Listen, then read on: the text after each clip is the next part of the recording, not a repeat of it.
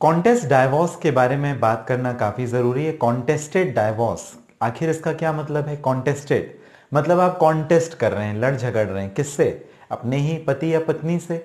जब आप अपने ही पति या पत्नी से लड़ झगड़ कर लेते हैं तलाक, इसे कहा जाता है कॉन्टेस्टेड डाइवोर्स। अब इसकी प्रक्रिया है। प्रक्रिया में सबसे पहली बात तो ये कि हम तीसरे वीडियो में जो बात कर रहे हैं कि आखिर कॉन्टेस्टेड डाइवोर्स के आधार क्या क्या रहते हैं। अब एक एक करके हम आधार की बात करेंगे। सबसे पहला जो आधार है वो है अडल्ट्री। जरा डिटेल में बात करें, अडल्ट्री का मतलब क्या होता है। इससे पहले जरा हम समझते हैं कि कॉन्टेस्टेड जो डाइवोर्स होता है वो किस स्टेज पे, किस तरीके से प्रोसीड किया जाता है, लिया जाता है। सबसे पहली बात तो ये, जैसा मैंने आपको बताया, पति और पत्नी दोनों के बीच में डिस्टर्बेंसेस हैं। दोनों एक दूसरे को पसंद नहीं करते, दोनों के बीच में काफी ज्यादा लड़ाई झगड़ा होता है। केवल ये कारण नहीं है कि आप तलाक के लिए चले जाएं, इसके पीछे आपको कोई ना कोई एक उचित आधार लेना पड़ेगा, एक रीजनेबल ग्राउंड लेना पड़ेगा जिसके बेस पर आप अपने पूरे केस को खड़ा कर सकें। इसे हम क्या कहते हैं? ग्राउंड यानी आधार। जैसे नींव होती है, आपका जो केस है किसी नींव के ऊपर टिका होगा कि किस आधार पर आप इस पूरे मामले को लड़ रहे हैं, तो आपके पास कुछ ना कुछ आधार होना चाहिए।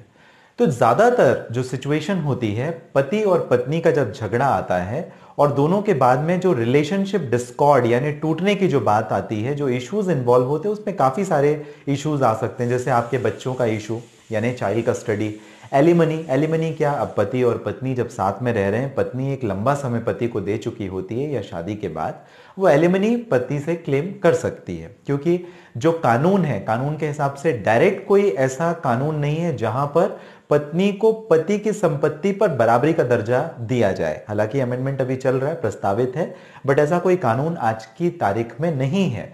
तो इस वजह से एलिमनी का प्रोविजन बनाया हुआ है एब्सोल्युटली सारे कानून में, चाहे हिंदू लॉ है, मुस्लिम लॉ है, क्रिश्चियन लॉ है, स्पेशल मैरिज एक्ट है, सभी में एलिमनी का प्रोविजन है।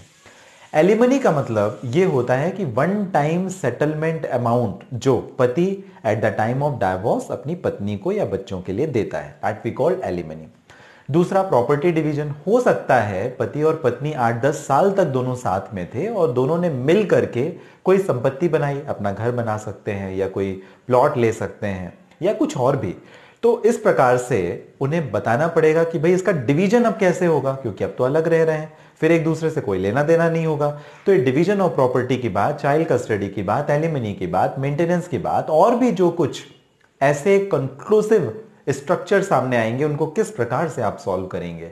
जब सॉल्व नहीं होते तो आपको कोर्ट जाना पड़ता है, फिर कोर्ट आपके इन सब मामलों को सॉल्व करती है। बच्चा किसके पास रहेगा, एलिमनी कितनी मिलेगी, प्रॉपर्टी का कितना मिलेगा, मेंटेनेंस किसको मिलेगा, कितना मिलेगा, क्या होगा, ये सारे जो इश्यूज हैं वो कोर्ट डिसाइड करता है।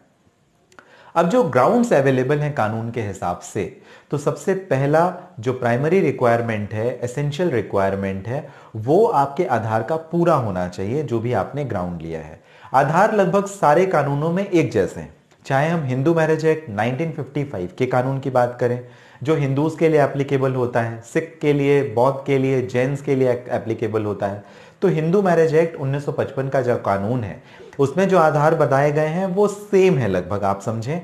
Dissolution of Muslim marriage act 1939 का जो कानून है, जो मुस्लिम लॉ से बिलोंग करने वाले लोग हैं, अगर उन्हें तलाक चाहिए तो 1939 का जो dissolution of Muslim marriage act है 1939 का कानून, उसके अंतर्गत भी लगभग सेम ग्राउंड दिए हैं। इंडियन डाइवोर्स एक्ट, अगर आप क्रिश्चियन हैं और अगर आप तलाक लेना चाहते हैं तो आप इंडियन डाइवोर्स एक्ट 1869 पुराना जो हमारा कानून है उसके हिसाब से आप तलाक लेंगे, उसमें भी ऐसे ही ग्राउंड है।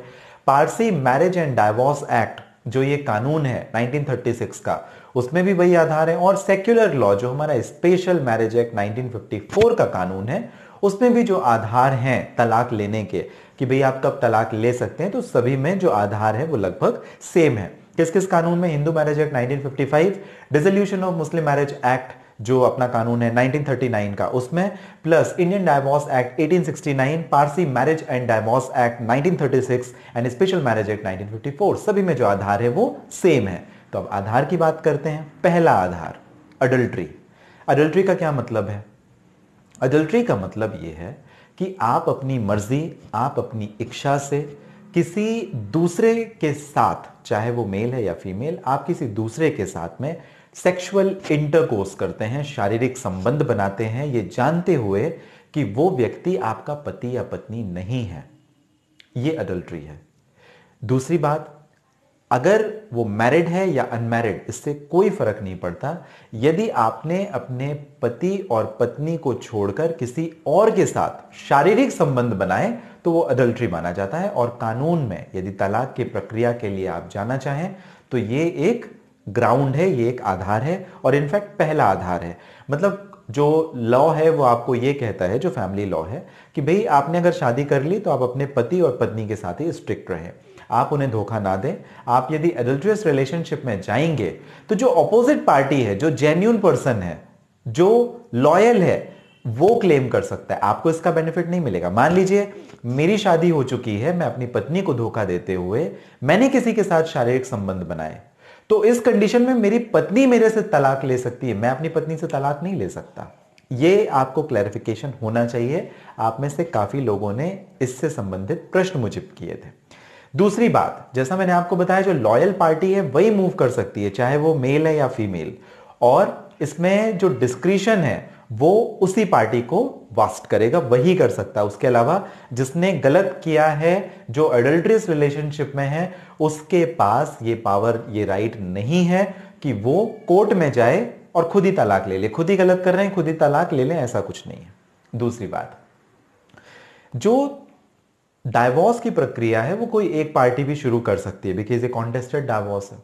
और एसेंशियल जो प्रिंसिपल है कॉन्टेस्टेड डाइवोर्स, अगर आप एडल्ट्री का ग्राउंड ले रहे हैं तो एसेंशियल प्रिंसिपल ये है कि आपको उसे साबित भी करना पड़ेगा।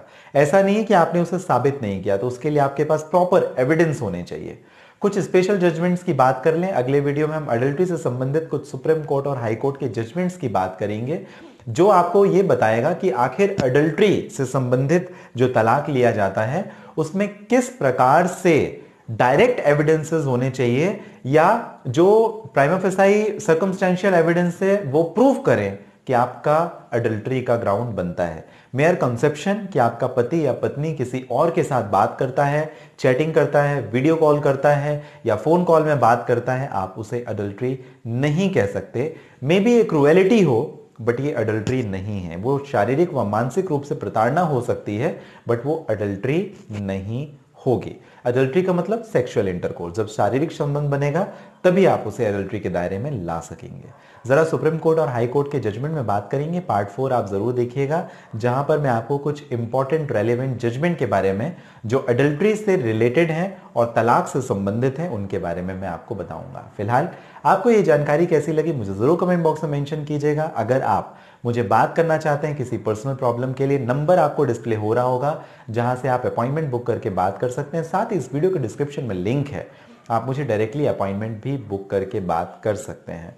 आप सभी जो हमेशा कीमती और महत्वपूर्ण समय मुझे देते हैं इसके लिए धन्यवाद। नए हैं, सब्सक्राइब करना बिल्कुल भी ना भूलें। आपका अपना चैनल ऑनलाइन लीगल एडवाइस।